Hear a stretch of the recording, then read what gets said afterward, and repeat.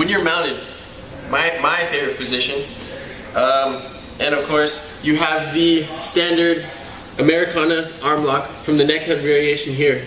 When you feed the wrist and you come under, now of course you can loop it and break there. It's all gravy, except when you go and you think you have it all set up, and once you go to loop, they just grab my elbow over there. This is very annoying for anyone who's ever experienced it.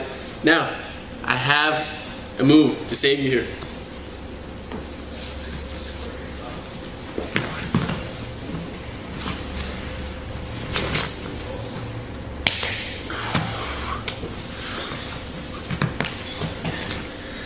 So check it out. I'm here, standard Americana. I come under. So this is from, you still have the hand around the neck. When I try to loop it, he grabs my bicep.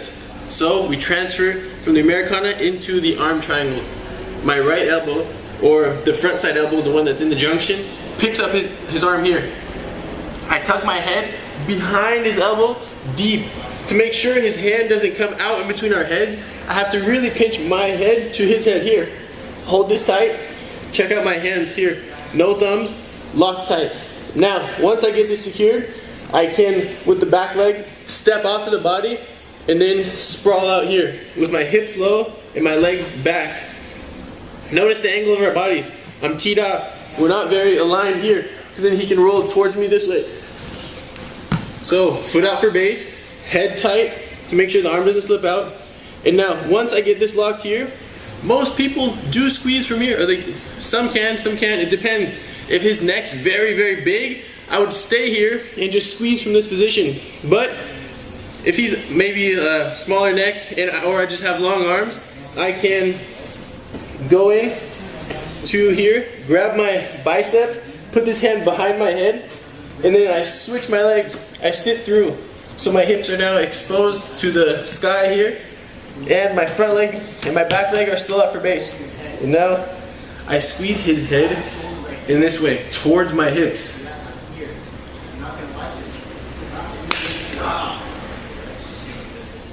That's good. One more time. So we're mounted. I come in, I try to isolate the wrist, maybe use my knee, pin the hand, feed it. Whatever, I get it here. Now, we're ready to go. He blocks.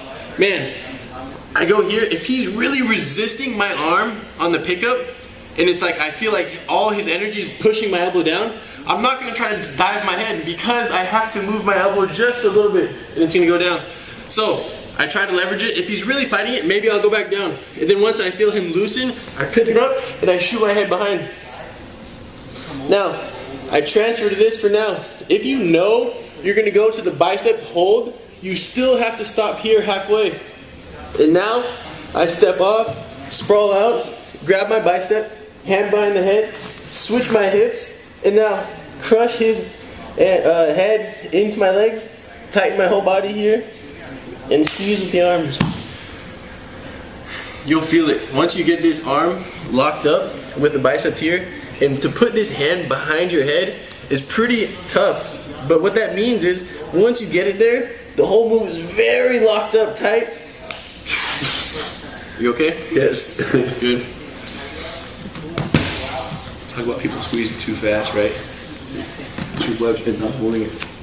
Yeah, this move is a little tricky because you'll be squeezing and you might hear your opponent breathing. That doesn't mean he's fine down there. He might be breathing, but his blood is getting cut off. His blood circulation is stopped. So just continue holding. Don't squeeze at 90% of your max. Go down to about 60, 70%. Just kind of hold on, snug. But then, because you're not squeezing as hard, it might take a little bit longer. So just kind of chill out there. That's why sitting your hips through and getting that comfortable position is pretty nice. So, feed the wrist, come under, he blocks it, I raise. If he's really resisting, I don't go. I wait till he relaxes, and then I put my head down. Make sure that your head stays connected with his head so his arm can't slip out. How does it slip out? Show us. Out this way. So, I keep it this way, head tight, and I'm pulling the arms also. Now, once I'm here, I step off, sprawl out, hips very low. Make sure you keep the head control tight here. And then I grab my bicep. Notice this, I can't reach. I reach with this hand. The one that's getting grabbed, I let my hand grab there. And now I put my hand behind my head.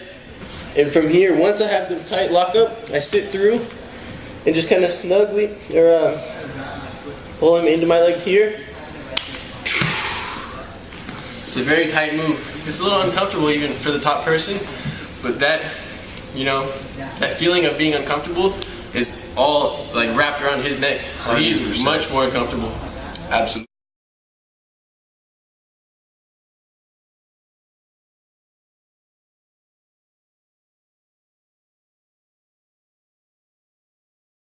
All right, now we're going to work a head and arm choke from the crossbody position.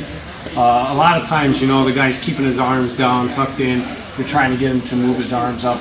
There's a lot of different ways you can do that. A lot of times manipulating the face, you know, turning the face, the jawline, things like that will always bring up an arm or something to push, but you can't always rely on that. So what I like to do from here is I like to take and I get my hand kind of right on the hip, and I'm just going to drop to kind of a heavy crossbody where I drop my body down.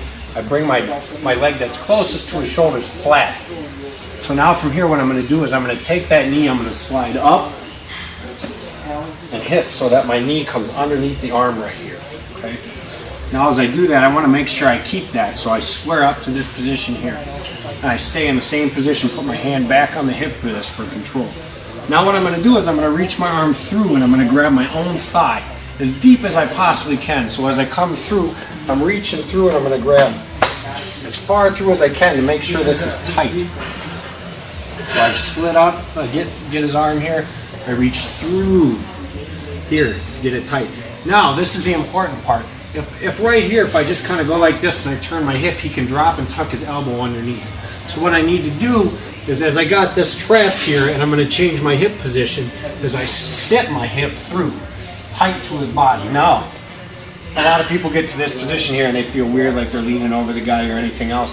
The important thing to remember is I'm going to bring my head down, I'm going to put my hand on his hip, right here like this.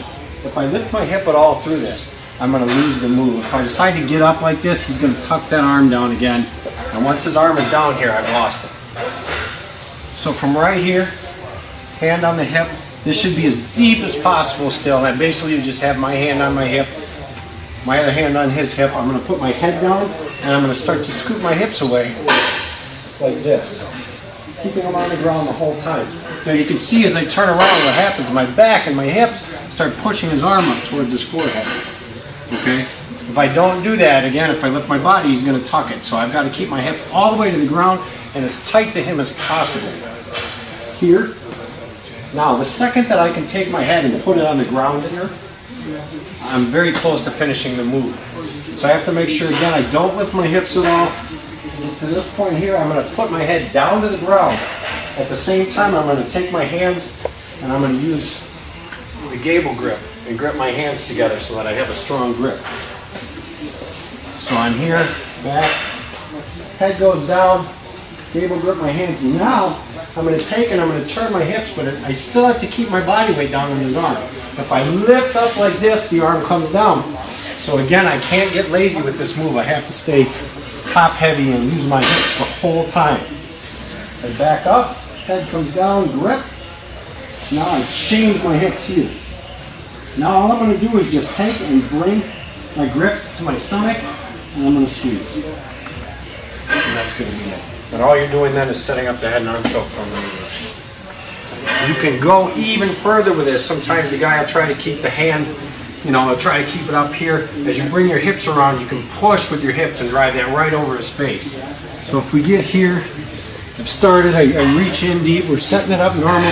The guy always is keeping his hand right there. I keep my hips down. I can't cheat that. I've got to reach through here. Now I walk with my hips. And now I can even take another step or two right there. And you can see how I brought his arm more towards his neck. Now I just squeeze again. And there it is. The more I come in and push this into here, the more sometimes you drive into his face so much that he just takes his arm off because he's uncomfortable. If you can get that, you're set. So once more from the beginning, his arm is tucked. Okay, I've tried some pressure, things to get it up, it's not working. I come to the crossbody here, drop my hips heavy. Okay, bring my knee up. I keep it tight to his body right there. Reach through on the leg. Drop my hip through so that it's tight. At the same time, now I'm going to bring my head and my hand down to the hip. Just keep backing my hips up. Switch grip. Squeeze, and that's it.